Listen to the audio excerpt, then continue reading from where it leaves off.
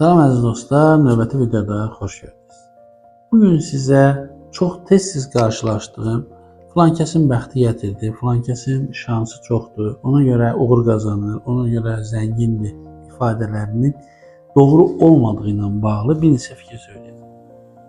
Şans deyilən bir şey yoxdur. Kimsənin bəxti gətirdi deyə də bir şey yoxdur. Olan tək bir şey var.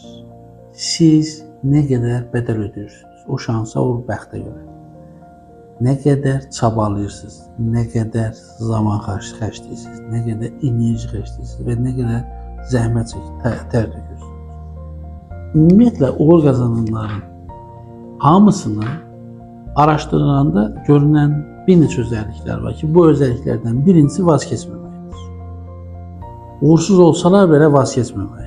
Vaz keçmirlər və konkret olaraq sona qədər gedirlər. Uğursuzluqlarından dərs çıxararaq yollarına davam edirlər. 2. İnançlarıdır. Bir gün başaracaqlarına olan inançları. O qədər inançlıdırlar ki, o şeyə görə. İnsanlar onları dəli kimi baxa bilər, amma onlar ona inanırlar. Və o inanc və o cür vaz keçməmək üçüncü bir şeylə birləşir. Gecə gündüz çabalayırlar, çalışırlar, zəhmət çəkirlər. Siz deyə bilərsiniz ki, Fəhri də bütün gün zəhmət çəkir, amma heç nə qazanmır. Onlar eyni işi rutini görmürlər. Hər dəfə yeniləyirlər, yeni bir şeylər öyrənir. Və hər dəfə yeni bir şeylər öyrənərək, öz üzərində bir şeylər qoyaraq, uğursuzluqlarını dərs alaraq böyüdür. Və dördüncüsü, ən əsası, bu insanlar yeniliklərdən qorxurlar. Yenilikləri yoxlayırlar, dəniyirlər, uğursuz olurlar, amma yenə də davam edirlər.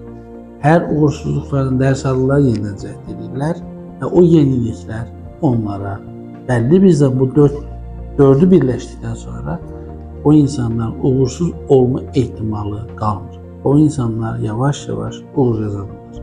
Uğurlu insanları konkret olaraq şanslı idi, bəxti gətirdi ifadələrini bir kənara buraxın və sən də bu yolları gedərək həyatında uğur qazana bilərsən. Uğur qazanmaq, bir şey söyleyeyim sizə. Uğur qazanmaq heç də milyoner olmaq deyil.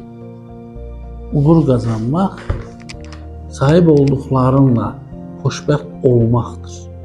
Sən əgər sahib olduğun şeylər səni tamamilə xoşbəxt edirsə, zaten sən uğurlu insansın.